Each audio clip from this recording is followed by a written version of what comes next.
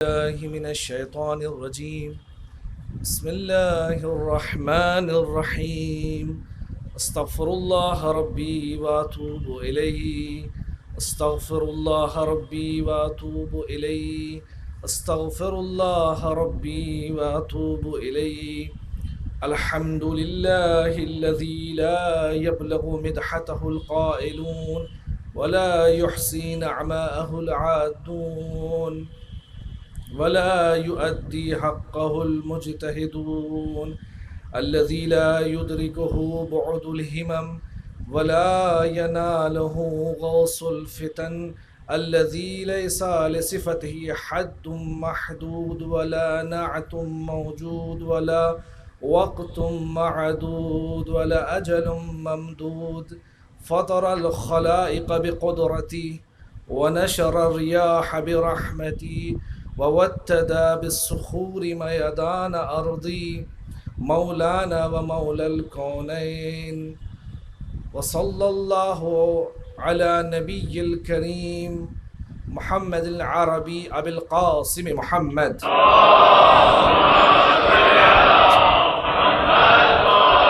ثم الصلاة على أهل بيته الطيبين الطاهرين المعصومين المنتجبين، كما قال عز شأنه في كتابه الكريم.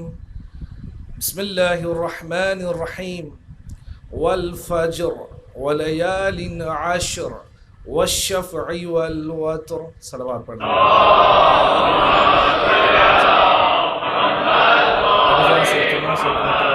آپ حضرت ابی عبداللہ علیہ الصلاۃ والسلام، جس عنوان کو میں نے آپ کی خدمت میں پیش کیا کہ ہم ایک سفر پہ ہیں امام حسین علیہ الصلاۃ والسلام کے ساتھ، جہاں قرآن ہے اور امام حسین علیہ الصلاۃ والسلام ہیں. ایک سفر ہے جس سفر کا مقصد یہ ہے کہ ہم اپنے وجود میں بیداری پیدا کریں، ہم اپنی زندگیوں میں، اپنے قلب میں، اپنے دماغ میں، اپنی روح میں حضرت ابی عبداللہ علیہ الصلاۃ والسلام کی تعلیمات کو عام کریں اور ان کے بتائے ہوئے طریقوں پر عمل کریں، تاکہ ہمارا اتصال حضرت سے ویسا ہی ہو جیسا حضرت ہم سے چاہتے ہیں. کہ اگر ہم امام کی خدمت میں السلام علیک یا ابا عبداللہ کہہ رہے ہیں، یا السلام علیک یا ابا الفضل العباس علیہ الصلاۃ والسلام کہہ رہے ہیں، تو ہمارے سلام میں بھی وہ طہارت ہونی چاہیے، وہ زبان میں بھی ویسی طہارت ہونی چاہیے، اور ان تمام اعضاء و جوارح سے پہلے ہمارا قلب طاہر ہونا چاہیے، ہمارے دماغ میں، ہمارے قلوب میں طہارت ہونی چاہیے، تاکہ ہماری روح پاکیزہ ہو. اور جب ان ارواح مقدسات کی طرف ہم اپنے سلام کو جب ارسال کریں، جب کھڑے ہوں ان کی بارگاہ میں، تو یقیناً وہ ویسے ہی ہمارے سلام کا جواب دیں جس طریقے سے انہوں نے ہمارے لیے قربانیاں پیش کی ہیں. اس لیے کہ آپ کو ہم 1400 برس گزر جانے کے بعد ہم نے آپ کو، نہ انہوں نے ہمیں تنہا چھوڑا نہ ہم نے انہیں تنہا چھوڑا، اور یہ اس کی ابتدا ہمارے گھروں سے، بزرگوں سے، ہماری والدہ، ہمارے بزرگان، ان کی تربیت، ان کی تعلیمات سے گزرتے ہوئے اصل مقصد عزا تک جب ہم پہنچتے ہیں اس فرش عزا پہ، تب کہیں جا کر ہمیں وہ تمام چیزوں کا علم ہوتا ہے اور اس کے بعد اس پر ہم عمل کرتے ہیں. اس لیے کہ حضرت جتنے بھی ہیں ائمہ طاہرین علیہم الصلاۃ والسلام، ان مقدسات ہستیوں کے زیارتوں کے جملوں میں کہ جن کو معصومین علیہم الصلاۃ والسلام نے فرمایا ہے کہ انکم تسمع کلامی، آپ وہ ہیں جو ہماری آواز کو سنتے ہیں. اس کا مطلب یہ ہے کہ اگر ہم دنیا کے کسی بھی گوش و کنار سے اگر ہم ان کی طرف متوجہ ہو رہے ہیں تو گویا کہ وہ ہماری طرف بھی متوجہ ہیں، بشرط یہ کہ قلب سلیم کے ساتھ ان کی خدمت میں نذرانہ عقیدت پیش کیا جائے. مل جل کے صلوات پڑھ دیں محمد و آل محمد. آج کی گفتگو اس سورہ کو میں نے سرنامہ سخن قرار دیا ہے، سورۃ الفجر، جس کو سورہ امام حسین علی حسین ابن علی کہا جاتا ہے، اور اس کے بے شمار فضائل و مناقب بیان کیے گئے ہیں۔ چند فضائل کی طرف اشارہ کرنا ہے، اور ایک ضروری پیغام جو آج کے اس دور حاضر کے مطابق ہے وہ ہم آپ تک پہنچانے کی سعادت حاصل کریں گے۔ عزیزان گرامی، سورہ فجر، اور جس کی خداوند عالم قسم کھا رہا ہے والفجر، جس کو سورہ امام حسین کہا جاتا ہے سلام اللہ علیہ روحی و ارواحنا لہ الفداء، اس سورے کی اپنی ایک عظمت ہے، اپنی ایک حیثیت ہے، اور قرآن کی جتنی بھی آیتیں ہیں اور ہر ایک لفظ اپنے وجود میں بحر زخار ہے، ایک وہ سمندر ہے علوم و معارف کا کہ جس تک ہم ادراک نہیں کر سکتے ہیں۔ عزیزان گرامی، سورہ فجر کی چند باب میں سے چند باتیں آپ کی خدمت میں عرض کرنا چاہتا ہوں، جس کا مقصد اور جو مربوط ہے ارتقاء انسانی سے، کہ ہم اپنی عقلوں کو، اپنے جسموں کو، اپنے عقول کو، اپنے قلوب کو، اپنے عقائد کو، اپنے معارف کو کس طرح سے ہم بلند کر سکتے ہیں۔ وسائل شیعہ جناب حر عاملی رحمۃ اللہ علیہ رضوان نے اس حدیث کو کوٹ کیا ہے، اور جو جناب شیخ الصدوق علیہ الرحمٰن نے ثواب الاعمال میں بھی اس کو ذکر کیا ہے، عن الامام الصادق علیہ الصلاۃ والسلام،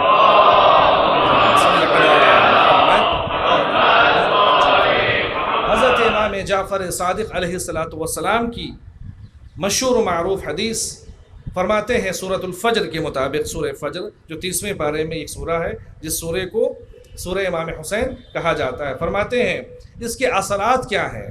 اس سورے کے اثرات یہ ہیں کہ اگر یہ سورہ امام حسین سے اگر منسوب ہو رہا ہے تو اگر وہ کمالات جو امام حسین میں ہیں وہ تمام تر کمالات اس سورے میں ہونے چاہیے، یا بلکہ یہ کہا جائے کہ جو اس سورے کے رموز و معارف اور جو اس میں روحانیت و معنویت پائی جاتی ہے وہ تمام کی تمام حضرت ابی عبداللہ علیہ الصلوۃ والسلام میں پائی جانی چاہیے اور پائی جاتی ہیں۔ امام فرماتے ہیں اقرؤوا سورۃ الفجر فی فرائضکم و نوافلکم فإنها سورة للحسین ابن علی من قرأها كان مع الحسین فی الجنة فی درجته من درجته۔ ایک عجیب حدیث ہے زان گرامی، امام یہاں حکم دے رہے ہیں کہ سورہ فجر کی تم تلاوت کرو اپنی واجبات میں، اپنے نوافل میں، اپنے مستحبات جو نمازیں آپ ادا کریں اس میں آپ پڑھیے۔ کیوں پڑھیں؟ فإنها سورة للحسین، اس لیے کہ اس سورے کو سورہ امام حسین کہا جاتا ہے۔ پھر فرماتے ہیں من قرأ، جو اس سورے کی تلاوت کرتا ہے معرفت کے ساتھ، کان مع الحسین ابن علی فی درجته، وہ امام حسین ابن علی علیہ الصلاۃ والسلام کے درجے پر ہوگا، ان کے ساتھ ہوگا۔ کہاں؟ من درجته فی الجنہ، جنت میں امام کے بہت سارے درجات ہیں، ان میں سے ایک درجے پر وہ شخص، وہ قاری جو سورہ فجر کی تلاوت کرے گا معرفت کے ساتھ، امام صادق علیہ الصلوۃ والسلام کی حدیث کے مطابق کہ وہ امام حسین علیہ الصلوۃ والسلام کے ساتھ شمار ہوگا، ان کے درجے پر، کہاں؟ جنت میں۔ اب عزیزان گرامی، پہلا یہ آپشن ہے کہ اس کے بعد امام فرماتے ہیں کہ ان اللہ عزیز حکیم، چونکہ خدا جو ہے حکیم ہے، وہ کوئی بھی امر یا آرڈر جو ہے وہ یوں ہی نہیں دیتا ہے۔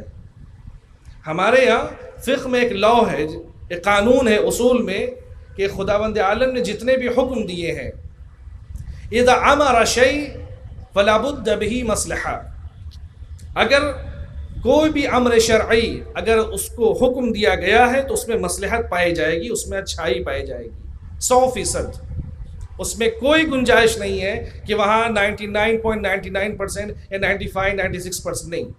خدا نے جس امر کو، جس آرڈر کو دیا ہے، یا اہل بیت نے، یا نبی کریم صلی اللہ علیہ وآلہ وسلم نے جس بھی میسج کو، جو آرڈر میں ہے، جو حکم میں ہے، وہ لا یخلو من المصلحہ، وہ مصلحت سے خالی نہیں ہو سکتی، اس میں مصلحت کا پایا جانا ضروری ہے، یعنی وہ محض خیر ہے یعنی کہ وہ سراسر صرف اور صرف اچھائیوں پر مبنی ہے، اور یہ مشیت قبل اس کے کہ یہ خداوند عالم یا پیغمبر کے ذریعے سے یہ میسج لوگوں تک پہنچائے، خداوند عالم اس امر میں، جیسے کہ اللہ نے کہا، نبی نے فرمایا کہ آپ نماز پڑھیے، تو جس وقت کہا صلو، نماز پڑھیے، آرڈر میں جب یہ آیا، اس سے پہلے خدا کی مشیت میں اس شے کو اللہ نے کیا قرار دیا؟ مصلحت پر قرار دیا، اچھائیوں پہ قرار دیا، خیر پہ قرار دیا۔ اور خیر کا مطلب مفسد نہیں ہے، خیر کا مطلب فساد نہیں ہے، بالکل۔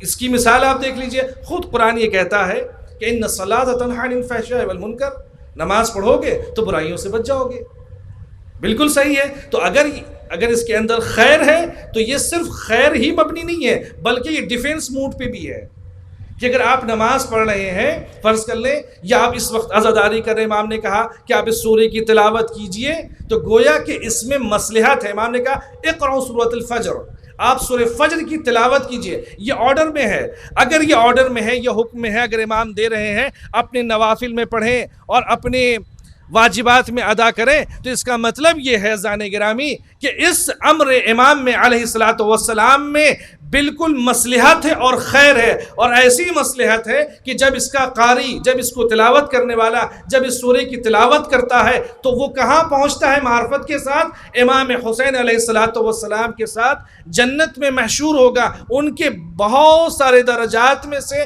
ایک درجے پر اگر وہ معرفت کے ساتھ، اعمال حسنہ کے ساتھ اگر اس سورے کی تلاوت کر رہا ہے، اور جس چیز کا خداوند عالم نے منع فرمایا ہے، کلو منہی عنہ، جس بھی امر کو، جس بھی شے کو اللہ نے روکا ہے، منع کیا ہے، اس کے اندر فساد پایا جاتا ہے، اس کے اندر برائی پائی جاتی ہے۔ ہر وہ شے کہ جس کو اللہ نے یا اس کے رسول نے یا اہل بیت علیہم الصلوۃ والسلام نے منع کیا ہے، اس شے میں ہمیشہ فساد ہوگی، اس میں چیزیں تبدیل نہیں ہوں گی۔ جیسے اگر اللہ نے کہا کہ آپ انما الخمر والمیسر، یہ آیت قرآنی ہے کہ یہ خمر اور جوئے بقیہ چیزیں یہ نجس ہیں، اس کا استعمال نہ کرو۔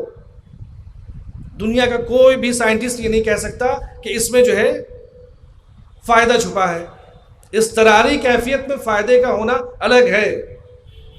جھوٹ بولنا فساد ہے، ہمیشہ فساد ہے، اس کی ذات میں اللہ نے برائی رکھی ہے۔ بے ایمانی کرنا، غلط بیانی کرنا، یہ اس کی ذات میں اللہ نے رکھا ہے، خدا نے رکھا ہے کہ یہ بری شے ہے۔ لیکن اگر کسی مومن کی جان بچانی ہو تو شریعت کہتی ہے کہ وہاں پہ آپ جھوٹ بول سکتے ہیں، مستثنا ہے، لیکن جان بچانے کی۔ لیکن جھوٹ کی جو برائی ہے وہ برائی اس سے جدا نہیں ہوگی، وہ مصلحت ہے خداوند عالم کی کہ اس وقت آپ اس چیز کو انجام دے سکتے ہیں، چھوٹ دی گئی ہے۔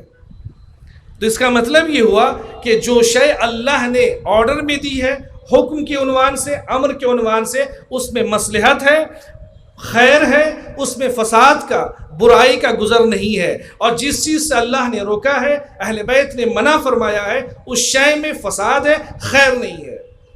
اب عزیزان گرامی، امام فرما رہے کہ آپ سورہ فجر کی تلاوت کیجئے، اس کا اثر یہ ہوگا کہ آپ امام حسین علیہ الصلوۃ والسلام کے ساتھ محشور فرمائیں گے۔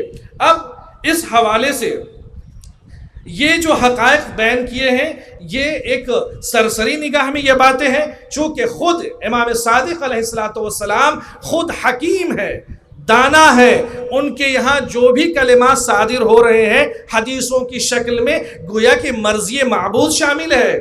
چونکہ صرف یہ نہیں، آپ نے سنا ہوگا حدیثوں میں، روایتوں میں مشہور ہے کہ جو امام حسین پہ گریا کرے، من بکا و ابکا، جو گریا کرے یا کسی کو رلائے یا سونے یا رونے جیسی وہ صورت، وہ کیفیت پیدا کرے کہ وہ رونا چاہتا ہے، تو وجبت لہ الجنہ، اس پر لازم ہے کہ خداوند عالم اسے جنت عطا کرے گا۔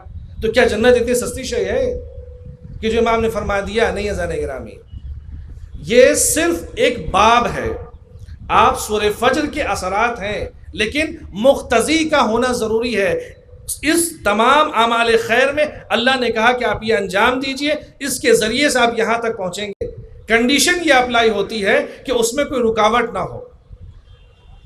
اگر رکاوٹ ہے تو وہ شے نہیں پہنچے گی. بھی ہم آگے کی گفتگو میں اس کی طرف اشارہ کریں گے. اب اس میں ایک جملہ استعمال ہوا فَإِنَّهَا سُورَةٌ لِلْحُسَيْنِ علیہ الصلوۃ والسلام. بے شک بعض روایتوں میں کہا ڈائریکٹلی اللہ نے کہا، اہل بیت نے فرمایا کہ سورۃ الحسین یہ امام حسین کا سورہ ہے، لیکن یہاں فرما رہے ہیں فَإِنَّهَا سُورَةٌ لِلْحُسَيْنِ ابن علی علیہ الصلوۃ والسلام، یہ امام حسین کے لیے یہ سورہ ہے. حصر یہاں بیان فرمایا جا رہا. کیوں بیان کیا جا رہا ہے گرامی؟ آپ غور کریں. اس لیے کہ اس کی تلاوت کرنا اور تمام اعمال حسنہ کے ذریعے سے ہم اگر اس کی تلاوت کر رہے ہیں تو یہ شے اور ہمارے درمیان میں سورہ جو ہم جس کی تلاوت کر رہے ہیں، جو قاری جو تلاوت کر رہا ہے اور حضرت ابی عبداللہ علیہ الصلوۃ والسلام سے یہ منسلک ہو رہا ہے. گویا کہ یہ سورہ جو سورہ فجر جو امام حسین سے مربوط ہے، یہ ایک قاری کو امام حسین سے متصل کرتا ہے، جوڑتا ہے. اب یہ جوڑنے کا جو سلسلہ ہے وہ یوں ہی نہیں اذان گرامی، اس لیے کہ اگر ہم سورہ فجر کی تلاوت کر رہے ہیں تو یقیناً تمام آیات قرآنی کا پڑھنا سننا، یہ حفظ کرنا، یہ ثواب کا حامل ہے. لیکن صرف اس سورے کو کیوں کوٹ کیا گیا کہ امام حسین علیہ الصلوۃ والسلام کا سورہ ہے؟ جیسے کہ آپ نے سنا ہوگا کہ سورہ کوثر جناب فاطمہ الزہرا سلام اللہ علیہ سے منسوب ہے، سورہ دہر اصحاب کسا سے منسوب ہے، سورہ نبا حضرت ام المومنین علی ابن ابی طالب علیہ الصلوۃ والسلام سے.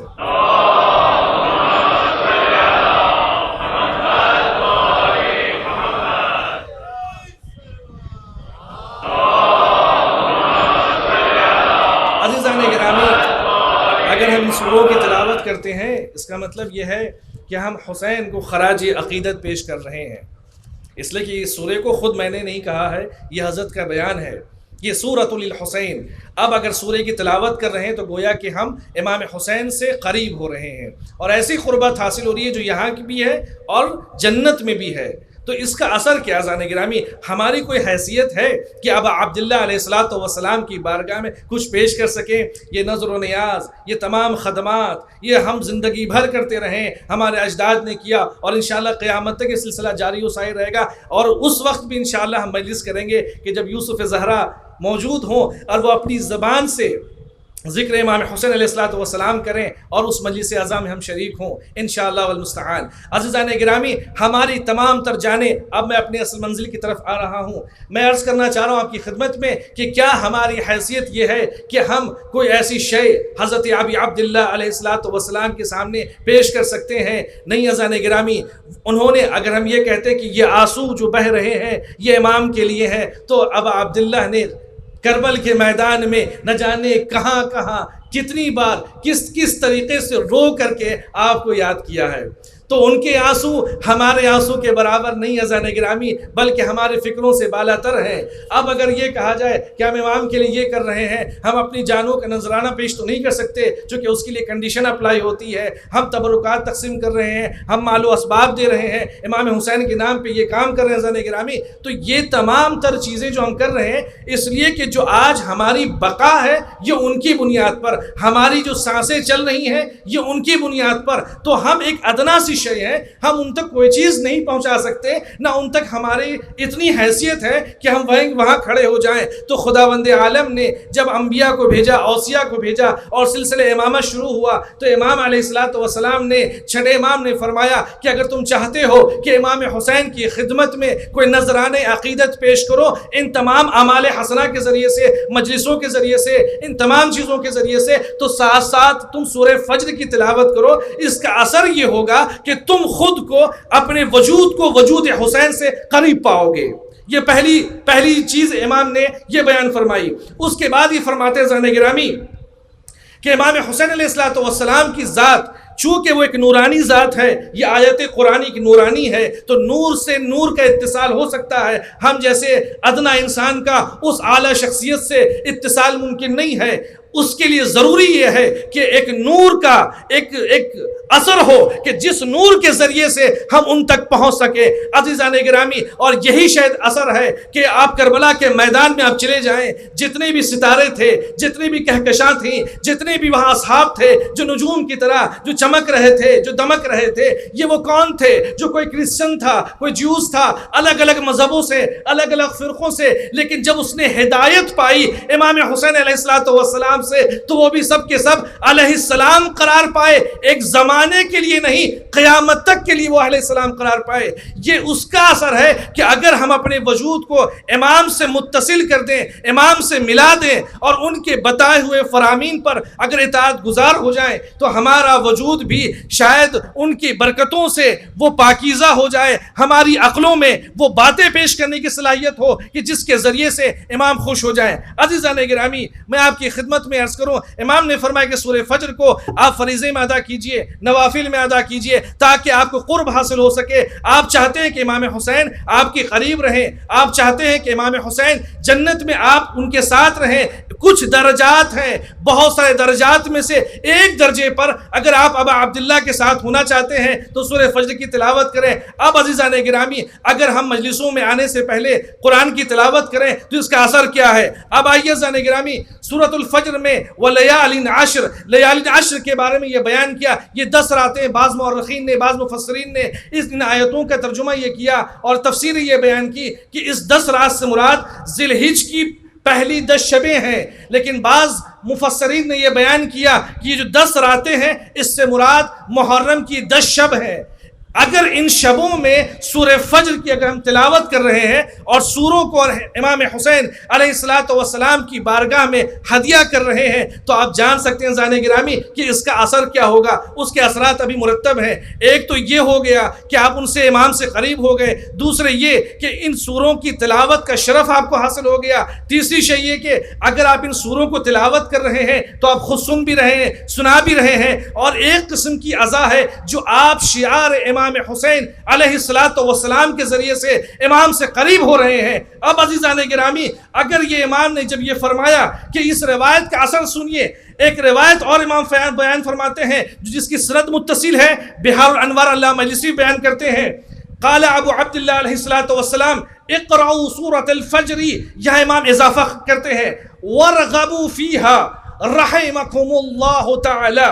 امام فرماتے ہیں اگر تم چاہتے ہو کہ تم کسی سے قربت حاصل کرنا چاہتے ہو، اقرأوا سورۃ الفجر، تم سورہ فجر کی تلاوت کرو. اس کا اثر کیا فرماتے امام؟ وارغبوا فیہا.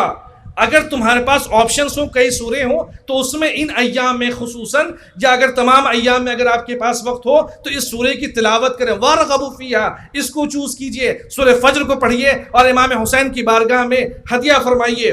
امام فرماتے رحمکم اللہ، اگر جو اس سورے کی تلاوت کرے گا، امام فرما رہے، امام دعا دے رہے ہیں. کون دعا دے رہے ہیں؟ حضرت امام جعفر صادق علیہ السلام کہ خدا تم پر رحمت نازل کرے،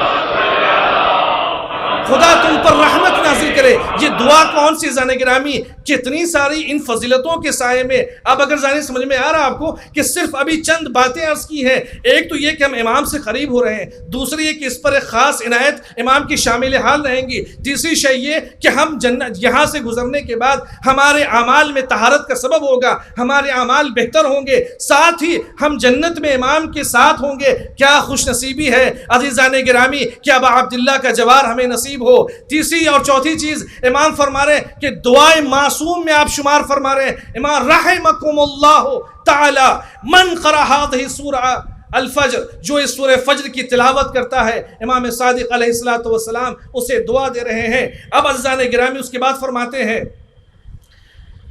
فقال ابو اسامہ، جیسے آپ بہو حیرت ہیں، وہاں بھی ایک شخص ایک راوی تھا، خاموشی سے اس نے کہا فقال ابو اسامہ وَكَانَ حَاضِرًا لِلْمَجْلِسِ فَكَيْفَ صَارَتْ هَذِهِ سُورَةٌ لِلْحُسَيْنِ علیہ السلام. ابو اسامہ کہتے ہیں میں بھی اس مجلس میں تھا جہاں امام صادق علیہ السلام اس حدیث کو بیان کر رہے تھے. میں کھڑا ہو گیا، میں نے کہا حضرت یہ بتائیے، ہماری جان آپ پہ قربان ہو، اس سورے کو امام حسین سے منسوب کیسے کر دیا؟ مجھے سمجھ میں نہیں آ رہا. امام نے فرمایا قال علیہ السلام لا تسمع الى قوله تعالی کیا تم نے خدا کا وہ قول نہیں سنا؟ یا ایتھا النفس المطمئنہ ارجعی الی ربک راضیۃ مرضیہ فادخلی فی عبادی وادخلی جنتی۔ اس آیت کو آپ بالکل بخوبی اس آیت سے واقف ہیں۔ عزیزان گرامی، تو امام دلیل کیا دے رہے ہیں کہ کیا تم نے اس آیت کی تلاوت نہیں کی کہ جو نفس مطمئنہ کی طرف خطاب کیا جا رہا ہے، اس سے مراد میرے جد حضرت امام حسین علیہ السلام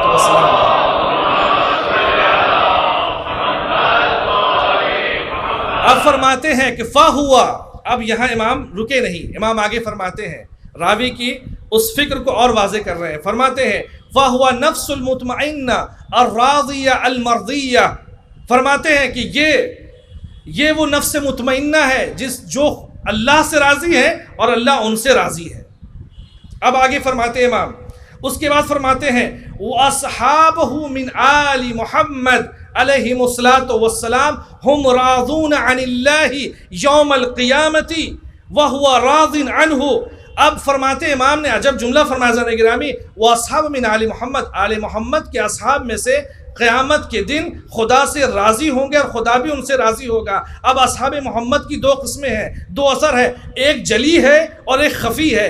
جلی جو واضح اور آشکار ہے، جیسے جناب علی اکبر علیہ السلام ہیں، ان کی ذات طیبہ ہے، حضرت ابو الفضل عباس علیہ السلام ہیں، ان کی ذات طیبہ ہے کہ جو قیامت کے دن امام حسین علیہ السلام کے ساتھ ہوں گے اور جن سے خدا راضی ہوگا اور وہ خدا سے راضی ہوں گے۔ یہ اس آیت کی تفسیر امام بیان کر رہے ہیں۔ اور دوسری ایک تفسیر ہے، وہ تفسیر خفی ہے۔ اس سے مراد یہاں پہ یہ اذان گرامی کہ امام بھی اللہ بھی راضی، وہ بھی اللہ سے راضی اور یہ بھی اللہ سے راضی اور خدا بھی ان سے راضی۔ یہ کون افراد ہیں؟ جیسے سلمان من اہل البیت، سلمان کہیں فارس کے تھے، لیکن جب عبادتوں کا سلیقہ ملا، اہل بیت کی بھیک ملی، اہل بیت نے انہیں ان تمام چیزوں کو عطا کیا کہ جو خداوند عالم نے اوامر کی شکل میں، نواہی کی شکل میں انہیں عطا کیا تھا، اور ان تمام تر چیزوں کو عمل کرنے کے بعد نبی نے فرمایا سلمان من اہل بیت، سلمان ہم میں سے ہیں، ہم اہل بیت علیہ الصلوۃ والسلام میں ہیں۔ تو اب یہاں کے اوپر اب عزیزان گرامی کہ صرف سورہ فجر کی تلاوت کا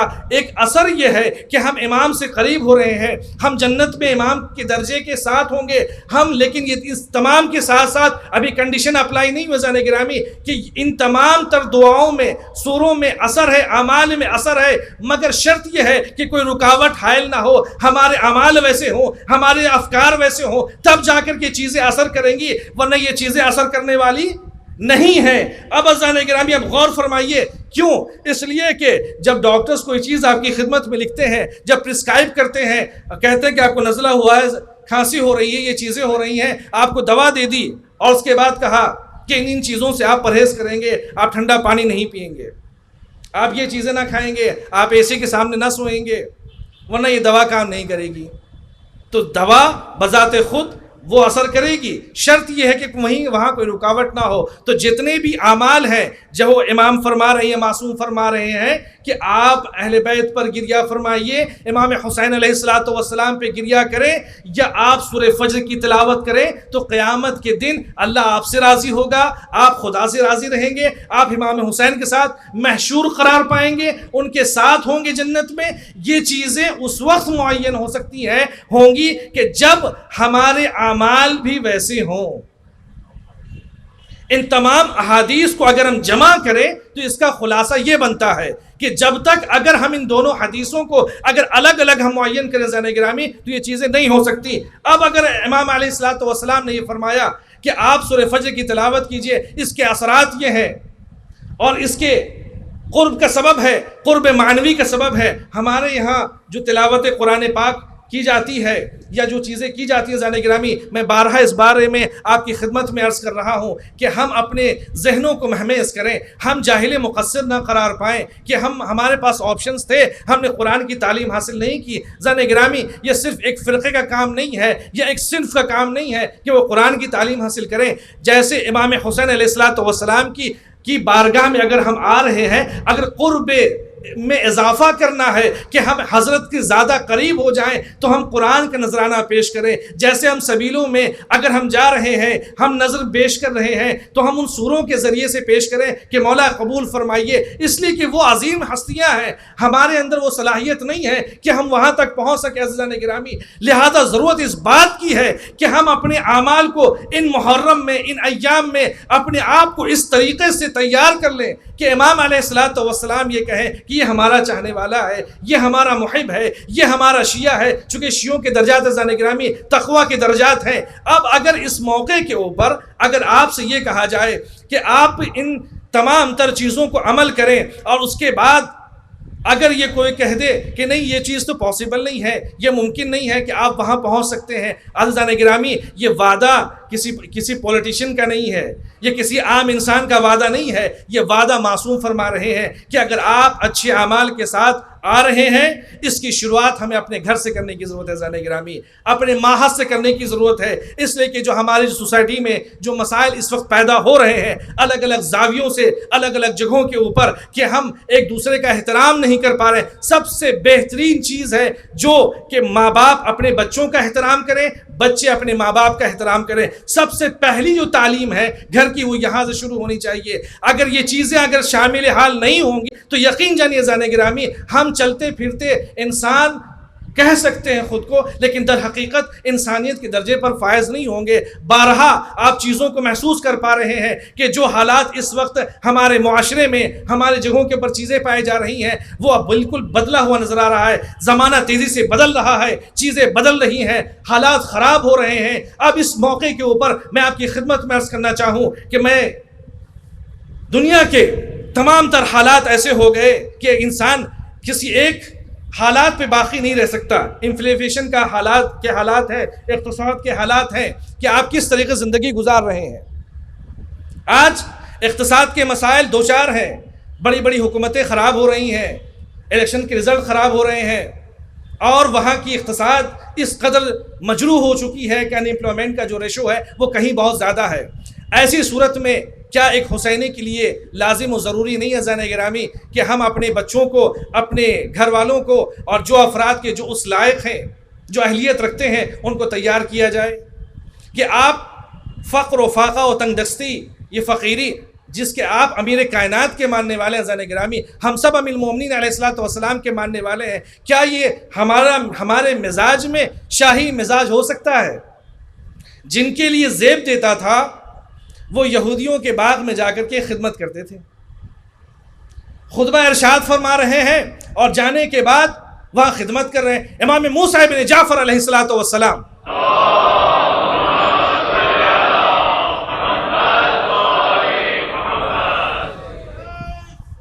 امام کھیتی کر رہے ہیں, ایگریکلچر پہ معمور ہیں. ایک امام کے صحابی نے دیکھا مولا پسینے سے شرابور ہیں. امام سے کہا مولا یہ بیلچہ ہمیں دے دیجئے. میں جوانوں سے گزارش کر رہا ہوں عزیزان گرامی, اگر ہم شیعہ ہیں تو امام صادق کی اس حدیث کے مصداق ہونا ضروری ہے, شیعتنا اولو الالباب, ہمارا شیعہ سب سے پڑھا لکھا ہوگا, ہمارا شیعہ ہر فیلڈ میں سب سے آگے ہوگا, وہ کسی کے حق کو غصب نہیں کرے گا, وہ کسی بھی اعتبار سے کسی پہ ظلم نہیں کرے گا. حسینی کا مطلب ہی ہے عزیزان گرامی کہ ہم ظلم کے خلاف کھڑے ہیں. امام کو قتل کیوں کیا گیا؟ آیت اللہ سستانی حفظہ اللہ نے یہ سٹیٹمنٹ دیا کہ امام کو صرف اس لیے نہیں مارا گیا کہ امام جو ہے امام علی اعوذ باللہ ثم علی اعوذ باللہ کہ وہ کسی کا حق لے لیا تھا انہوں نے, نہیں, بلکہ وہ مظلوموں کی حمایت کر رہے تھے, عدل و انصاف کو قائم کرنا چاہتے تھے. لہذا امام کے قتل کے درپے ہوئے تمام ائمہ علیہ الصلوۃ والسلام کے. آپ غور کیجئے, امام نے کہا کہ یہ پسینہ خدا کو محبوب ہے چونکہ یہ رزق حلال ہے, ہمیں رزق حلال کے لیے کوشاں ہونا چاہیے. قرآن کی آیت ہے بسم اللہ الرحمن الرحیم, احل اللہ البیع وحرم الربا, ہم نے بزنس کو آزاد چھوڑا ہے, حلال کیا ہے, اور انٹرسٹ کو جو ربا جسے کہا جاتا ہے اسے حرام قرار دیا ہے. اب اس کے اوپر بھی چونکہ ایک بحث فقہی ہے کہ کہاں پہ حرام ہے کہاں پہ حرام نہیں ہے, بینکس کے لون میں اور بقیہ چیزوں میں. عزیزان گرامی, احل اللہ البیع, اس کے اوپر علماء نے فقہ کی کتابوں میں ایک پورا ایک باب ہے, باب تجارت. سینکڑوں آیتیں قرآن میں موجود ہیں مور دین 550 کے آس پاس ہیں جو صرف اور صرف بزنس اور تجارت کے اوپر بتا رہی ہیں.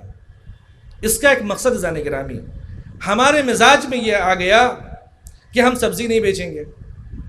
ہمارے لیے یہ آ گیا کہ یہ کام ہمارے لیے چھوٹا ہے، یہ کام ہمارے لیے نہیں، یہ ہمارے مزاج کا ہے اور یہ ہمارے مزاج کا نہیں ہے. عزیزان گرامی، اصحاب ائمہ علیہ الصلوۃ والسلام کی کچھ چیزوں کے بارے میں عرض کرنا چاہتا ہوں. آپ نے میثم یحییٰ ابن میثم تمار کا نام سنا ہے؟ یقیناً سنا ہوگا. ان کا ٹائٹل جو ہے عزیزان گرامی، وہ بائی برتھ جو تمار نہیں تھے، اس زمانے کے بہت بڑے فقیہ تھے، اس زمانے کے بہت بڑے عالم تھے. اور ایسا علم جیسا کہ میں نے محمد ابن مسلم علیہ السلام کے بارے میں کہا کہ جو امام کے صحابی تھے، یہ تمار جو ٹائٹل ان کو اس لیے نہیں مل گیا کہ آسمان سے ٹائٹل آ گیا یا کسی بادشاہ نے دے دیا، نہیں عزیزان گرامی، ایسا نہیں تھا. بلکہ انہوں نے اپنی کاوشوں اور اپنی محنتوں کے ساتھ، کیا ان کے پاس اہل بیت کی ولایت کم تھی؟ کیا ان کے پاس محبت امام حسین کم تھا؟ کیا ان کے پاس محبت آخرت کم تھی؟ کیا ان کے پاس نمازیں ان کی کم پڑ گئی تھیں؟ یا ان کے مسائل کچھ اور تھے؟ نہیں عزیزان گرامی، ہم تو میثم کے در پہ جا کر کے اپنے سر کو جھکا کے ولایت کی بھیک مانگتے ہیں کہ کاش ہماری زبان بھی میثم جیسی بن جائے، ہمارا دل بھی علی کے لیے دھڑکے، ہماری آنکھیں بھی علی کے لیے بصر ہوں، ہماری فکریں بھی علی کی طرح پرواز کریں، جہاں جہاں علی ہوں وہاں وہاں ہم ہوں. عزیزان گرامی، ہم اس میثم کے ماننے والے ہیں، اور اس میثم کے لیے یہ کہا جاتا ہے کہ میثم تمار ہے، کہیں اسکافی کہا ہے کہ موچی ہے. اور یہ فخریانہ اندازہ ہے گرامی، یہ اصحاب ائمہ ہیں جنہوں نے چلتے پھرتے امام نے ان کو بوسہ دیا ہے، انہوں نے امام کے قدم بوسی کی ہے، ان کے ساتھ نماز ادا کی ہے، ان اصحاب باوفا نے خدمت کیا ہے، موچی بنے ہیں. اسکاف کہا گیا، ان کو ٹائٹل دیا گیا، کیا ان کے لیے عیب تھا؟ یا امام علیہ السلام، آپ طول تاریخ میں جب سے دنیا بنی ہے، ہم ان تھیوریوں پہ نہیں جانا چاہتے جو ڈارون کا نظریہ ہے، ہم اس سے اختلاف رکھتے ہیں. وہ انسان کمالی نہیں، انسان کمال کے لیے پیدا ہوا ہے، جانوروں سے انسان کی طرف آنا یہ جانور کمال ہوگا، انسانوں کمال نہیں. عزیزان گرامی، اللہ نے جناب آدم سے لے کر کے اب تک جب وسائل نہیں تھے تو کیا ہوتا تھا عزیزان گرامی؟ کیا وہاں ایگریکلچر نہیں تھا؟ بتائیں. یقیناً وہ تمام اعمال جو انجام دیتے تھے، کیا نبی اللہ آدم ابو الآدم، ابو آدمی جسے کہا جائے کہ تمام انسانوں کے باپ ہیں، وہ جو اس وقت نجف اشرف مولا کے پہلو میں آرام کر رہے ہیں، انہوں نے کھیتی کی. آج جس سمت ہم نماز پڑھ رہے ہیں عزیزان گرامی، دو بزرگ نبیوں نے اپنے ہاتھوں سے وہ کنسٹرکٹ کیا تھا عزیزان گرامی. تو کیا یہ کنسٹرکشن کرنا کیا عیب ہے؟ اگر ہے تو پھر اہل بیت کو یہ کام نہیں کرنا چاہیے تھا. لیکن اہل بیت علیہ الصلوۃ والسلام نے، جناب آدم علیہ الصلوۃ والسلام نے، ابراہیم نے، نوح نے، ہمارے تو بعض انبیاء ہیں جن کے مشغلے کو کہا جاتا ہے کہ انہوں نے جو ہے درزی اور ٹریلنگ کا کام جو ہے بتایا کہ کیسے کی جاتی ہے، کپڑے کیسے سلے جاتے ہیں. جناب داؤد کے بارے میں لوہار کا جو کانسیپٹ ہے، جس کو آج کے زمانے میں ویلڈنگ کہہ لیا جائے یا دوسرے نام دے دیا جائے عزیزان گرامی، یہ جناب داؤد نے اس کی ایجاد کی تھی. کہ جناب داؤد کے لیے عیب تھا؟ نہیں. ہم یہ کیوں تصور کرتے ہیں کہ ہم ایز اے رولر پیدا ہوئے تھے تو رول کریں گے؟ نہیں عزیزان گرامی، ایسا نہیں ہو سکتا. چونکہ اللہ نے کوئی بھی کام، آپ جاپان میں چلے جائیں، وہاں کا کانسیپٹ ہے، وہاں کلچر ہے، کوئی کام وہاں چھوٹا بڑا ہے ہی نہیں. اچھا، آپ جتنے بڑے ہو جائیں، آپ کو آفس میں آنے کو صفائی کرنی پڑے گی. اس منزل پہ وہ لوگ پہنچے ہوئے ہیں جہاں علم و تمدن کے اس منزل پر ہیں، وہاں ان کا کانسیپٹ کلیئر ہے کہ کوئی بھی کام چھوٹا یا بڑا نہیں ہوتا ہے. ہم ہر روز ایسے کام سے دوچار ہو رہے ہیں. اہل بیت نے آپ کو آزاد مصداق قرار دیا ہے کہ ہمارے شیعہ پڑھے لکھے، ہمارے شیعہ آزاد ہیں، وہ کسی کے محتاج نہیں ہے. اگر محتاجی اگر صرف ہے تو وہ صرف اللہ کی ہے اور اہل بیت علیہ الصلوۃ والسلام کی ہونی چاہیے. آج بقیہ ہم ان کے نام لینا نہیں چاہتے ہیں عزیزان گرامی، جو قومیں آج ترقی کر رہی ہیں، ان قوموں میں یہ افتخار کہاں سے آ گیا عزیزان گرامی؟ اگر آپ ایران چلے جائیں، آپ عراق چلے جائیں، وہاں کون سے لوگ آئے ہوئے ہیں؟ کیا وہاں شیعہ نہیں ہے؟ وہاں ایک چھوٹے سے کام جس کو ہم لفظ چھوٹا کہہ رہے ہیں سمجھانے کے لیے، ورنہ کوئی کام چھوٹا یا بڑا نہیں ہوتا ہے. یہ چیزیں جو ہو رہی ہیں وہاں سب کے سب شیعہ ہیں، وہ سب کام کر رہے ہیں، وہ جھاڑو بھی دے رہے ہیں، اور بقیہ دوسرے کام بھی انجام دے رہے ہیں. تو کیا یہ ان کے لیے عیب ہے؟ نہیں ہے عزیزان گرامی. علی مرتضیٰ سے بڑا کون شخص ہو سکتا ہے عزیزان گرامی؟ اب یہاں بات آتی ہے کہ ہم یہ کام ان کے لیے نہیں کریں گے، ان کے لیے نہیں کریں گے، ان کے یہاں کام کریں گے. بھائی امام علی علیہ الصلوۃ والسلام نے کیا. ہمارے یہاں ریئل اسٹیٹ کا کانسیپٹ وسائل شیعہ اٹھا کے آپ دیکھیے، امام صادق علیہ الصلوۃ والسلام، امام موسیٰ بن جعفر نے اس کام کو انجام دیا. ریئل اسٹیٹ کا بزنس تھا. اسی طریقے سے بقیہ تمام ائمہ علیہ الصلوۃ والسلام نے ہر زمانے میں، کیا یہ بتائیے کہ جس کی بنیاد پہ پوری کائنات کو خلق کیا گیا، صرف یہ کہہ دیتے کن وہ شے ہو جاتی. ان کو دھوپ میں پسینے بہانے کے لیے یہ بیلچا چلانے کی ضرورت کیا پڑی؟ وہ عظیم ترین فرد ہے جانے گرامی. وہ صرف محض خیر تھے، ان کے وجود سے لوگ ٹھنڈک پاتے تھے. ان ہستیوں نے عیب محسوس نہیں کیا جانے گرامی. تو ہم ان کے چاہنے والے ہیں، ہمیں کیسے عیب ہوگا؟ اگر آپ تبرکات لے کر کے آ رہے ہیں، ہم کسی کے متعلق کوئی برعکس جملہ کہنا نہیں چاہ رہے ہیں. اگر آپ ہی میں سے کوئی تبرکات بنانے لگے، کوئی خباز بن جائے، کوئی روٹیاں بنانے لگے، کوئی یہ چیزیں کرنے لگے، کیا اس میں حرج ہے؟ آپ کپڑے سلنے لگیں، جو جس کے ٹیلنٹ ہے. لیکن امپورٹنٹ یہ ہے اس کی ابتدا اپنے گھر سے ہونی چاہیے زان گرامی. آج ہمارے پاس سول سروسز کے لیے ہم بیوروکریٹس میں لوگ کم پڑھ رہے ہیں، ڈاکٹروں میں کم ہیں، ہمارے پاس لائر کم ہیں. ہمارے پاس جتنا جو عدد ہے، ایک عدد کے مطابق کہ جو آفیشیل ہے، مور دین 60 ملین کے آس پاس ہم اس ہندوستان کی سرزمین پہ ہیں. ہمارے پاس جس طریقے کے ڈاکٹرز ہونے چاہیے، بیوروکریٹس ہونے چاہیے، جس طریقے سے ہمارے پاس لائر ہونے چاہیے، جس طریقے سے ہمارے پاس سائنٹسٹ ہونے چاہیے، جس طریقے سے ہمارے پاس بقیہ دوسرے امور اور شعبوں میں لوگوں کا ہونا چاہیے، ہمارے پاس ایکسپرٹس کی کمی ہے. تو جب اگر ہم نے پڑھایا ہی نہیں، اور دوسرا طبقہ وہ ہے، دنیا کی اکانومی تو آپ کو پتہ ہی ہے زن گرامی کہ جو حالات ہیں، 20% لوگوں کے پاس ساری چیزیں موجود ہیں. اگر ہم میں سے وہ افراد کہ جو باصلاحیت ہیں، ان کی ذمہ داری بنتی ہے کہ وہ قوم میں پہلے علم کو جگائیں تاکہ لوگ پڑھے لکھیں اور اپنے منزلوں کو طے کریں. اور یہ ان کا حق نہیں ہے زن گرامی. خدا نے ان کے وجود میں کسی کا حق رکھا ہے.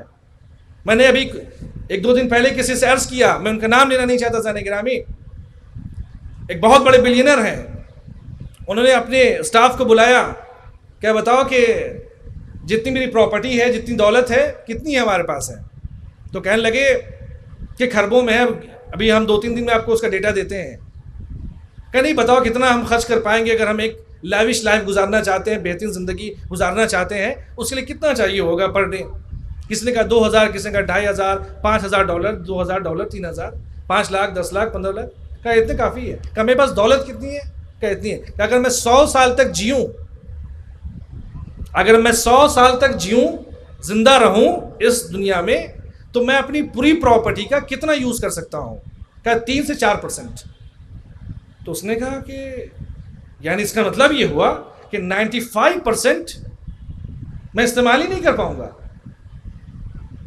اس کا مطلب یہ ہے کہ ہم اپنی تمام تر فیسلٹیز کے ساتھ ہم زندگی گزارنے کے بعد ہم 3 سے 4% ہی اپنی زندگی میں یوز کر لیں گے. انہوں نے جو کیلکولیشن کیا تھا وہ 100 ایئرس کا کیا تھا، اور الحمدللہ ماشاءاللہ سے ہماری عمریں انشاءاللہ آپ سب کی عمریں طویل ہوں بحق محمد وآل محمد علیہ الصلوۃ والسلام. انہوں نے جب کیلکولیشن یہ کیا کہ ہماری زندگی اتنی سی ہے اور ہم 3 سے 4% ہی صرف اپنے مال و دولت کا استعمال اور یوز کر سکتے ہیں، تو بقیہ 95% کس کا ہے؟ یہ تو میرا نہیں ہے، ہمارے بچوں کا ہوگا یا جن کا ان میں حق ہے، غربا کا ہوگا، مساکین کا ہوگا، وہ افراد کی جو سماج میں دبے کچلے جو ایسے افراد ہیں، یہ ان کا حق ہے. ہماری ذمہ داری ہے کہ ہم ان تک یہ چیزیں پہنچائیں. عزیزان گرامی، میں جوانوں سے، میں اپنے بھائیوں سے، میں ان کے والدین سے عرض کرنا چاہتا ہوں، آپ غور فرمائیے کہ اس فرش اعضاء پہ آپ کے آنے کا مقصد کیا ہے. میں دوبارہ عرض کرنا چاہتا ہوں، آپ جہاں مجلسوں میں جا رہے ہیں، جس تقریر میں جا رہے ہیں، اپنے ساتھ ایک نوٹ بک، ایک قلم لے کر کے ضرور جائیں. کچھ باتیں اچھی لگیں اس کو نوٹ کر لیجئے، اس لیے تاکہ مولا کی حدیث پہ عمل کیجئے. ما کتبہ قرہ ما حفظ فرہ، جو لکھا جاتا ہے وہ محفوظ رہے گا. اور اہل بیت کے نام کو لکھنے میں جو مبارک ہے، اتنا مبارک نام ہے کہ آپ نے اپنے ہاتھوں سے یہ نام حسین لکھا، یہ نام علی لکھا، یا قرآن کی آیت لکھ دی اپنی زبان میں، جس طریقے سے آپ لکھ سکتے ہیں، اس کا ثواب کتنا جلی ہے. جب تک وہ تحریر باقی ہے، اللہ آپ کو ثواب عطا کرتا رہے گا. مل جل کے صلوات پڑھیں محمد و آل محمد. اگر ہم اس فرش عزا پہ آ رہے ہیں اور اگر ہم سچے امام حسین علیہ السلام کے ماننے والے ہیں، ہم سب ہیں، تو ہماری اکنامک سب سے اچھی ہونی چاہیے، ہمارا فائنینشیل اسٹیٹس سب سے اچھا ہونا چاہیے، ہمارا ایجوکیشن لیول سب سے اچھا ہونا چاہیے، اس لیے کہ شیعتنا اولو الالباب، امام کی تمنا ہے، یہ اہل بیت کی تمنا ہے۔ یہ تمام تر جو تقاریر جو چیزیں ہوتی ہیں عزیزان گرامی، یہ سننے کا مقام نہیں ہے، اس کی ابتدا ہمیں اپنے گھر سے کرنے کی ضرورت ہے۔ صاحبان حیثیت قوم کو بڑھانے کا کام کرنا ان کے لیے لازم و ضروری ہے، اس لیے کہ یہ دولت و یہ ثروت اپنی زندگی میں 10 سے 15% ہی یوز کر پائیں گے، بقیہ کس کا ہے؟ ان لوگوں کا اللہ نے آپ کو حق دیا ہے، اس کے بارے میں سوال ہوگا عزیزان گرامی۔ ہماری ذمہ داری ہے، آپ جناب خدیجہ کے بارے میں، خواتین کے بارے میں، بچیوں کے بارے میں یہ کانسیپٹ ہے کہ وہ کام نہیں کر سکتی ہیں۔ اگر اسلامی حجاب کے ساتھ اور بقیہ تمام وسائل کے ساتھ وہ خدمت کرنا چاہیں تو کس نے روکا عزیزان گرامی؟ سب سے بڑی مثال اور سب سے بڑی آئیڈیل جو ہو سکتی ہے جناب خدیجہ سلام اللہ علیہ ہے۔ ان سے بہترین اکنومی کو سمجھنے والا کون ہو سکتا ہے؟ کون ہو سکتا ہے عزیزان گرامی؟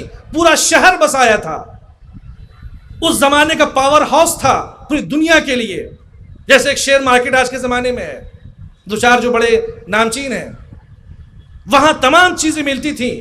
پیغمبر محمد مصطفیٰ صلی اللہ علیہ وآلہ وسلم کے لیے کافی تھا کہ وہ تمام چیزیں بسم اللہ کہہ دیتے، اسلام پھیل جاتا۔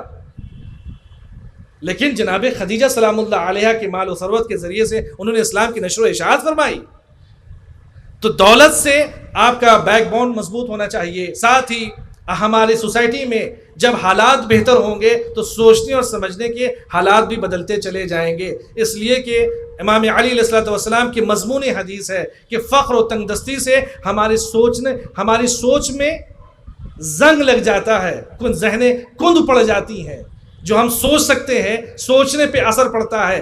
تو دولت سے آپ کا بیک بون مضبوط ہونا چاہیے، ساتھ ہی ہماری سوسائٹی میں جب حالات بہتر ہوں گے تو سوچنے اور سمجھنے کے حالات بھی بدلتے چلے جائیں گے، اس لیے کہ امام علی علیہ السلام کی مضمون حدیث ہے کہ فقر و تنگ دستی سے ہماری سوچ میں زنگ لگ جاتا ہے، ذہنیں کند پڑ جاتی ہیں، جو ہم سوچ سکتے ہیں سوچنے پہ اثر پڑتا ہے۔ اور انسان کے امام رضا علیہ السلام فرماتے ہیں الروح تسکن فی الدماغ والشعاع منبث فی الجسد، ہماری روحیں ہمارے دماغ میں ہوتی ہے اور یہ وہ برین ہے جو ہمارے تمام باڈی کو کنٹرول کرتا ہے۔ ذہن گرامی، اگر ہم اس کو چاہتے ہیں مہمیز کریں اور بہترین طریقے سے ہم امام حسین علیہ السلام کی عزاداری کریں، بہترین کپڑے پہنے، امام نے یہ نہیں یہ کہا ہے کہ آپ بالکل فاقی زندگی گزاریں، نہیں عزیزان گرامی، آپ کو اللہ نے حیثیت دی ہے، آپ کو تقوی کے ذریعے سے مکرم ہونے کو کہا گیا ہے، انما اکرمکم عند اللہ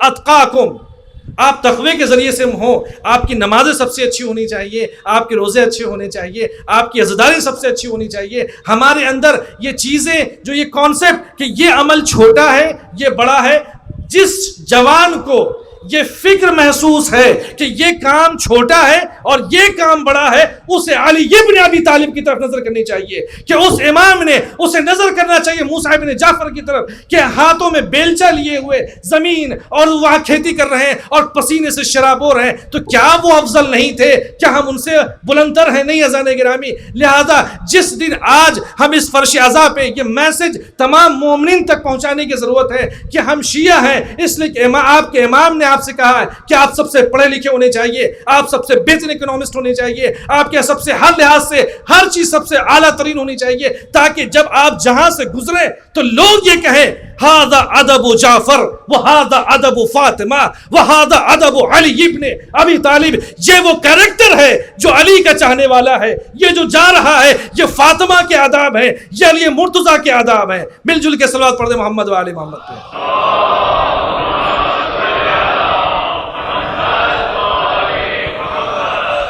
عزیزان گرامی، دنیا بدل رہی تیزی سے، چیزیں بدل رہی ہیں، لیکن آپ کو توکل کرنا ہے اور ایسا کام کرنا ہے اس دیش کے لیے بھی جہاں آپ زندگی گزار رہے ہیں، کہ تاکہ یہاں پہ رہنے والے لوگ آپ سے انسپائر ہوں۔ کیوں؟ اس لیے کہ آپ ان کی طرف متوجہ ہوتے ہیں، ان کو اپنا آئیڈیل بناتے ہیں، جس کو صرف اس دنیا کے لیے نہیں، یونیورسل ان کو نمونہ بنایا ہے، ان کو آئیڈیل بنایا گیا ہے۔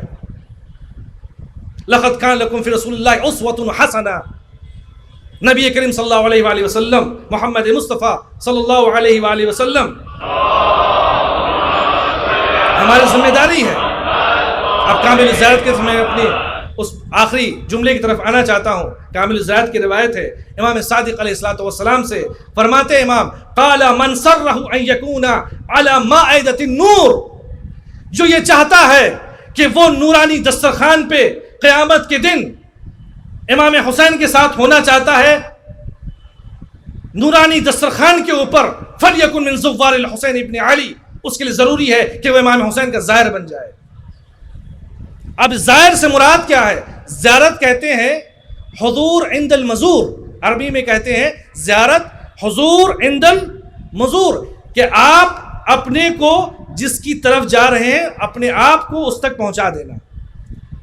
جیسے ہم زیارتوں پہ جاتے ہیں مولا کے یہاں شبیہیں لگی ہیں، ہم امباڑوں میں جاتے ہیں، خود کو یہ السلام علیک یا ابا الفضل عباس، تو جسمانی طور پہ بدنی طور پہ ہم وہاں پہنچ رہے ہیں۔ تو زیارت کا مطلب صرف یہی ہے کہ فلیکن میں کہ وہ سفرۂ نورانی جو ہمیں ملے گا، وہ نورانی دسترخوان اگر ہمیں قیامت میں چاہیے امام حسین کے ساتھ، امام فرما رہے ہیں کہ زوار امام حسین بن جائیں۔ امام فرماتے اس کے دو اثر ہیں، ایک اثر بدنی ہے، دوسرا اثر روحانی ہے۔ روحانی سے مراد یہاں پہ زن گرامی یہ ہے کہ صرف اور صرف اس دسترخوان سے مراد، مائدۃ النور سے مراد یہ نہیں ہے کہ وہاں پہ سیب لگے ہوں گے، وہاں انگوریں ہوں گی، وہاں بقیہ چیزیں ہوں گی، یہ کھانے کی چیزیں ہوں گی، لکھنؤ کا شیرمال ہوگا، ایسا نہیں ہے زن گرامی، بلکہ اس سے مراد یہاں پہ یہ ہے کہ وہاں مائدۃ النور سے مراد ہے، مائدۃ النور سے مراد اہل اللہ کی معرفت، علوم، ہدایت، نور، معرفت، حکمت، یہ تمام چیزوں کے حصول کو اگر کوئی لینا چاہتا ہے تو اس نورانی دسترخوان پہ آ جائے کہ جہاں امام حسین تشریف فرما ہے، اور امام کے ذریعے سے ان تمام علوم و معارف کو اپنے وجود میں، اپنے روح میں حسین کو اتارے۔ یہ مراد ہے زن گرامی۔ زائر امام حسین سے مراد علماء نے بیان کیا کہ زیارت کا مطلب صرف یہ نہیں ہے کہ آپ خود حرم میں مطہر میں چلے جائیں اور زری کے پاس جا کے کہیں السلام علیک یا امیر المومنین والسلام علیک یا امین اللہ۔ یہ صرف زیارت تو ہے ہی، یہ زیارت بدنی ہے، مگر زیارت روحی یہ ہے کہ آپ حسین کو اپنے واستحضار الحسین فی روحکم، اپنے وجود میں حسین کو اتاریں۔ یہ زیارت حقیقی ہے۔ اور کس طریقے سے حسین ہمارے وجود میں آئیں گے؟ حسین کی تعلیمات کے ذریعے سے کہ ہمیں بہترین تعلیم حاصل کرنا ہے۔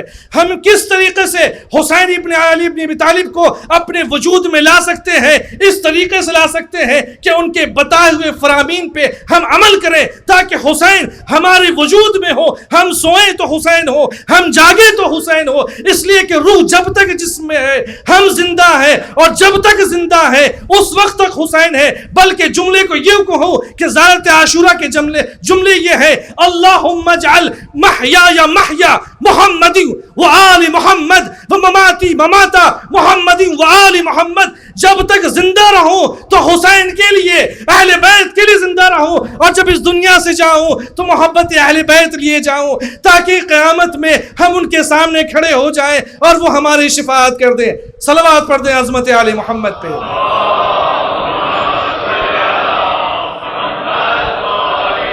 ایک آخری حدیث آپ کی خدمت میں عرض کرنا چاہتا ہوں۔ ایک روایت یہ ہے کہ جو سورہ فجر کی تلاوت کرے، من قرأہا لیال العشر غفر لہ، جو ان محرم کے 10 شبوں میں سورہ فجر کی تلاوت کرے، اور فرمایا امام نے ومن قرأہا سائر ایام کانت لہ نورا یوم القیامت، اور یا عام دنوں میں سورہ فجر کی تلاوت کرے اور امام حسین کو ہدیہ کرے اپنی نوافل میں، اپنے واجبات میں، تو گویا امام فرماتے ہیں غفر لہ، وہ بخشا جائے گا۔ لیکن کنڈیشن اپلائی کرتے جائیے، جہاں جہاں یہ حدیثیں، اس قسم کی حدیثیں آتی ہیں کہ آپ پر جنت واجب ہے، جنت لازم ہے، تو یہ شارٹ کٹ نہیں ہے، اہل بیت کے خدا کے شارٹ کٹ نہیں ہے۔ وہاں کنڈیشن اپلائی یہ ہوتی ہے کہ ہم اپنے آپ کو اس طریقے سے ڈھال لیں تاکہ یہ حدیثیں، تاکہ یہ اعمال اثر مرتب کریں۔ یہ اعمال ہمارے کمال کا سبب ہے، اعمال ہماری روحانیت کا سبب ہے، ان کے ذریعے سے ہم ان تک پہنچ پائیں گے۔ اب ایک آخری جملہ اولاد صالح کے لیے، سورہ فجر میں اللہ نے تفسیر برہان میں ایک روایت ہے عن النبی محمد مصطفیٰ صلی اللہ علیہ وآلہ وسلم سے فرماتے ہیں کہ من قرأہا انہو قال من قرأہا سورۃ الفجر، جو بھی سورہ فجر کی تلاوت کرتا ہے غفر اللہ، خدا اس کو معاف کر دیتا ہے۔ تو حساس مسئلہ ہے، میں چاہوں گا 1 منٹ آپ سن لیں زانی گرامی، بالکل 1 منٹ میں اپنی بات تمام کر رہا ہوں، 1 سے 1.5 منٹ میں۔ غفر لہ بعد من قرأہا وجعل لہ نورا یوم القیامت، جو پڑھے گا سورہ فجر کو خدا اسے معاف کرے گا، اور قیامت کی جب تاریکی چاروں طرف ہوں گی، ہلکی سی روشنی کی ضرورت ہوگی تو خدا بند عالم اسے نور عطا کرے گا۔ آگے فرماتے ہیں پیغمبر من کتب وعلقها وسط وجامع زوجته حلالا، یہ باتیں ممبروں سے بیان کرنے کی ہے چونکہ پیغمبر نے کبھی خجالت محسوس نہیں کی ہے، چونکہ شریعت میں کسی بھی چیز کے حلال و حرام کے بیان کرنے کا اگر مورد ہے تو سب سے بہترین اور سب سے پاکیزہ اور حیا ترین افراد جو ہیں وہ اہل بیت علیہ الصلوۃ والسلام ہیں۔ فرماتے ہیں پیغمبر، اب یہاں سوال یہ ہوتا ہے، پیغمبر نے ایک جملہ فرمایا وَجَامَعَ زَوْجَتُهُ حَلَالًا، اپنی زوجہ سے قریب ہو مگر حلال طریقے سے۔ حلال سے مراد جب زوجہ ہی ہے تو حلال تو ہے ہی ہے، تو پھر یہ حلال کیوں کہا کہ حلال طریقے سے آپ ان تک قریب ہوں۔ مقصد یہاں پہ زن گرامی ہے کہ ایام رمضان میں، روزے کے دنوں میں وہاں پہ شریعت نے منع فرمایا ہے ان افعال کو انجام دینے کے لیے جو خلوت میں کی جاتی ہے۔ اسی طریقے سے کچھ ایسے بھی حالات ہیں جہاں عقلا نے منع فرمایا ہے کہ ان ایام میں آپ دور رہیں، تو ایسی صورت میں ہم ان پر واجب ہے، پیغمبر فرما رہے ہیں کہ حلالن، حلال طریقے سے آپ آئیں گے تو اولاد صالح پیدا ہوگی، اور ایسی اولاد صالح پیدا ہوگی کہ جو آپ کی آنکھوں کی ٹھنڈک کا سبب قرار پائیں گی۔ قرۃ عین سے مراد زن گرامی ان من اولادکم عدو، اس لیے کہ تمہاری اولاد تمہارے دشمن بھی ہیں۔ اگر آپ چاہتے ہیں کہ آپ کی اولادیں نیک صالح مرتب دیکھنے کے بعد آپ خوش ہو جائیں، وہ آپ کو دیکھنے کے بعد خوش ہو جائیں، اور تمام زندگی کے ہر موڑ پہ آپ کے ساتھ ساتھ رہیں، ہر موقع کے اوپر ضروری ہے کہ وہ سورہ فجر کی تلاوت کرے، ایسے بعنوان تعویذ امام سے منسوب ہو کر کے اس خدمت کو انجام دے، تو خدا و صالح فرزند عطا کرتا ہے۔ اس لیے کہ زن گرامی آج کل حالات بڑے، ہر روز آپ خبروں میں دیکھ رہے ہیں کس طریقے سے حالات پیدا کیے جا رہے ہیں کہ ماں باپ کو کس طرح سے گھر سے نکالا جا رہا ہے۔ اولڈ ایج ہوم کا کانسیپٹ اسلامی کانسیپٹ نہیں ہے، ہمارے ان چیزوں کا اثر ہی نہیں ہے زن گرامی، تو لہذا ضرورت اس بات کی ہے کہ ہم اگر بہترین اولاد چاہتے ہیں تو امام حسین سے متصل ہو جائیں تاکہ ہمارا بچہ حسینی بنے، کردار میں بھی، افعال میں بھی، افکار میں بھی، اور روحانی اعتبار سے۔ عزیزان گرامی، یہ وہ امام علیہ الصلوۃ والسلام کی تعلیمات ہے اور جس کی طرف ہم چاہتے ہیں۔ اور ایک حدیث ہے کہ من قرأ سورۃ الفجر امن من کل شیء الی طلوع الفجر یوم القیامت، اگر سورہ فجر کو صبح نمودار ہوتے ہی اگر اس آیت سورہ کی تلاوت کی جاتی ہے تو 24 آورز تک وہ تمام بلاؤں اور حوادثات اور ناگہانی سے انسان محفوظ رہتا ہے، چونکہ آپ کے ساتھ حضرت امام حسین علیہ الصلوۃ والسلام کا سایہ ہوتا ہے۔ لہذا ہمارے لیے ضروری ہے زن گرامی کہ ہم ان چیزوں کی طرف توجہ دیں کہ جس چیز کو یزداری محض صرف گریہ نہیں ہے، گریہ بعنوان معرفت ہونا چاہیے کہ ہمارا گریہ ضرور ہے مگر کس کے لیے ہے، کیوں ہے، اور اس حیثیت کے لیے ہے اور ان افراد کے لیے ہے کہ جن کے بارے میں یہ کہا گیا کہ جب وہ بیٹھے ہوئے تھے ایک شب آئی، ہولناک شب آئی، اور اس وقت کسی کی آواز کسی کے کان میں پہنچ رہی تھی اور بڑا وہ شخص پریشان تھا۔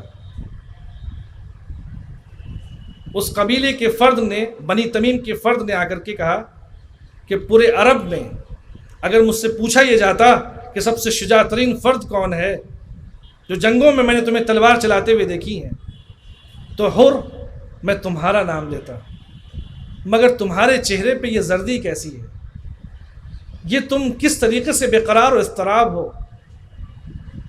جناب حر علیہ الصلوۃ والسلام آنکھیں نم ہو گئیں، اور اس کے بعد جناب حر علیہ الصلوۃ والسلام نے اس شخص کا ہاتھ پکڑا اور ایک خیمے کے تناب کے کنارے پہنچے، اور اس کے بعد کہا کہ ذرا کان لگا کے سنو تو صحیح، یہ کیسی آوازیں آ رہی ہیں الاتش۔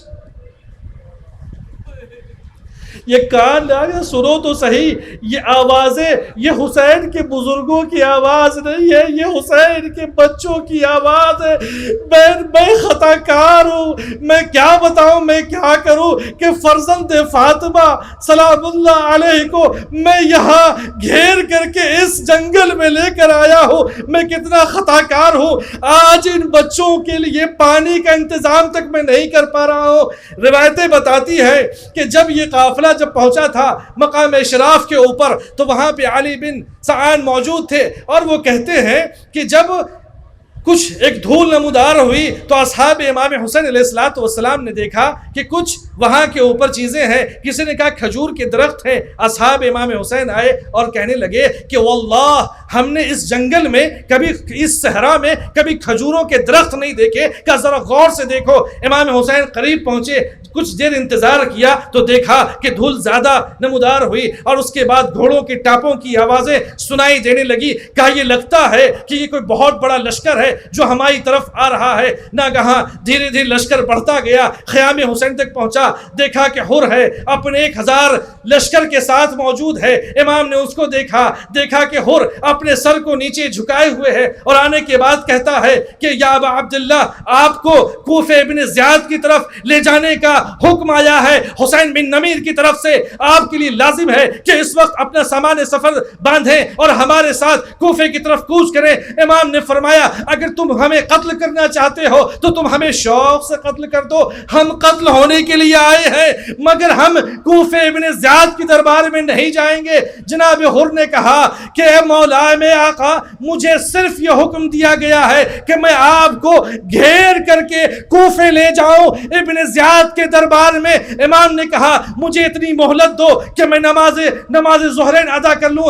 امام نے ظہر کی نماز ادا کرنی چاہی۔ حر نے اپنے لشکر سے کو جمع کیا، امام کی قیادت میں نمازیں ادا کی۔ اب جب امام نے نمازیں ادا کر لی، امام نے جیسے نماز ادا کی، امام کھڑے ہوئے، اور کھڑے ہونے کے بعد خطبہ ارشاد فرمایا اور کہا اے مومنو، میں حسین ابن علی مدینے سے چل کر اس صحرا میں اپنی وجہ سے نہیں آیا، میرے بھائی مسلم نے مجھے خط لکھا تھا کہ تم میرے وفا ہو، تم میرے جانثار ہو، میں تمہارے لیے آ رہا ہوں، لیکن اگر تم چاہتے ہو کہ تم میری بیعت نہیں کرنا چاہتے تو میں ہمیشہ کے لیے میں اپنے نانا کے قبر کی طرف پلٹ جاتا ہوں۔ اور حسین، یہ تاریخ کا عجب جملہ عزیزان گرامی، امام فرماتے ہیں کہ حسین زندگی بھر خاموش ہو جائے گا۔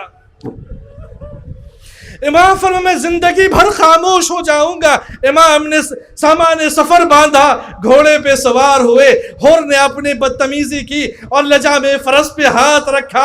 امام نے فرمایا ثقلتک امک یا حر ماذا تفعل ماذا تريد یا حر، اے حر تیری ماں تیرے غم میں بیٹھے، تو کیا انجام دے رہا ہے، تجھے کیا چاہیے؟ حر نے ایک مرتبہ سر کو نیچے جھکایا اور کہا کہ یا ابا عبداللہ، اے فرزند زہرا، اگر یہ جملہ کوئی اور کہتا تو شاید کہ میں اس کا جواب اسی الفاظ میں دیتا، ارے آپ کی مادر تو سیدہ فاطمہ الزہرا ہے، ان کے بارے میں جسارت نہیں کر سکتا۔ الغرض عزیزان گرامی، جس وقت یہ شب عاشور ہے، حر سے رہا نہ گیا۔ جناب حر نے اپنے بھائی سے کہا، غلام سے کہا کہ اب مجھ سے برداشت نہیں، میں جانتا ہوں، میں جانا چاہتا ہوں اپنے آقا کی طرف، چونکہ میں ان کا گناہگار ہوں، لیکن جانے کا اہتمام یہ کرنا۔ غلام سے کہا، آزاد کیا۔ بھائی سے کہا جہاں جانا چاہتے ہو آپ چلے جاؤ۔ سید ابن طاؤس فرماتے ہیں جناب حر نے کہا کہ جب میں حسین کے لیے جب اس طریقے کا کام انجام دے رہا تھا تو میرے ہاتھ کھلے تھے، میں جانتا ہوں میں گناہگار کی شکل میں جانا چاہتا ہوں۔ امامے کا کپڑا اتارا اور اپنے بیٹے سے کہا میرے ہاتھ کو باندھو، میں ابا عبداللہ الحسین کی خدمت میں جانا چاہتا ہوں۔ حسین نے دور سے منظر دیکھا کہ حر آ رہے ہیں، حر کا بھائی آ رہا ہے، حر کے بیٹے آ رہے ہیں۔ عباس کو حکم دیا، علی اکبر کو حکم دیا، جاؤ جاؤ جاؤ استقبال کے لیے جاؤ۔ اور جیسے ہی وہ استقبال کے لیے آئے، ایک مرتبہ جناب حر نے دوڑتے ہوئے آنے کے بعد اپنے رخسار کو ابا عبداللہ کے قدموں میں رکھ کر کہا اے ابا عبداللہ، میں آپ کا گناہگار، میں فرزند زہرا، میں آپ کو یہ اس کربل میں، اس جنگل میں لانے کا سبب قرار پایا، بس مجھے اجازت دیجئے۔ روایت مقاتل فرماتے ہیں کہ سب سے پہلا شہید اصحاب میں سے جو میدان کارزار میں گیا وہ ہر گئے، رجز پڑھا، 40 کو واصل جہنم کیا، اور ایک مرتبہ جب ان کے گھوڑے کے پیروں کو پے کر دیا گیا، ہر گھوڑے سے زمین پر آئے اور ایک مرتبہ جنگ کرتے جاتے ہیں اور کہتے جاتے ہیں کہ کیا تم نے یہ سوچا ہے کہ فرزند زہرا اکیلا ہے؟ ارے ہر زندہ ہے، تم مجھے مارنا ہے، مجھے مار دو، تلواریں چلانی ہے، میرا سر حاضر ہے، ارے سینہ چاہیے، برچھی چاہیے، جو کہنا مجھ سے، بس میرے آقا کو کوئی حرف نہیں آنا چاہیے۔ ہاں ایک مرتبہ ہجوم ہوا، ہر نے آواز دی، السلام علیک یا ابن رسول اللہ ادرکنی۔ حسین پہنچے، اور حسین کیسے پہنچے؟ عزیزان گرامی، حسین پہنچتے ہیں اور ایک شعر پڑھتے ہیں جناب ہر کے سامنے، نعم الحر اذا نادى حسینا، کیا ہر کا نصیب ہے کہ جب اس نے آواز دی تو حسین اس کی خدمت میں پہنچا، فجاہد بنفسہ عند الصبا، اور اس کی نصرت کے لیے اس تک پہنچا، اور جب جناب حر کے پاس پہنچے تو فرمایا، اے حر انت الحر کما سمت کا امک وانت الحر فی الدنیا وانت الحر فی الاخرہ۔ اے حر تو آزاد ہے، جیسا تیری ماں نے تیرا نام رکھا تھا، تو دنیا میں بھی آزاد ہے، آخرت میں بھی آزاد ہے۔ اور ایک مرتبہ حر کے سر کو اپنے زانوں پہ رکھ کر امام نے دعائیں پڑھنے لگے، امام تسلی دینے لگے، اور میں کہوں گا ابا عبداللہ یہ حر کا اثر ہے، تسلی دے لیجئے، ابھی چند وقت گزریں گے، وہاں قاسم کے ٹکڑے ہوں گے۔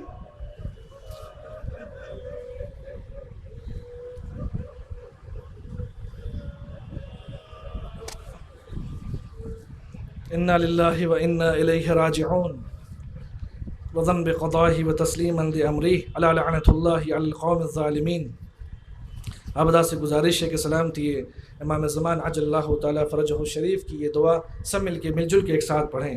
بسم اللہ الرحمن الرحیم، اللہم کل ولیک الحجۃ ابن الحسن المہدی صلواتک علیہ وعلی آبائہ فی هذه الساعة وفی کل ساعة ولیا وحافظا وقائدا وناصرا ودلیلا وعینا حتی تسکنه أرضك طوعا وتمتعه فيها طويلا برحمتك يا أرحم الراحمين۔ اللهم صل على محمد وآل محمد وعجل فرجهم، اللهم لعن قتلة الحسين وأولاده وأصحاب أنصار أجمعين۔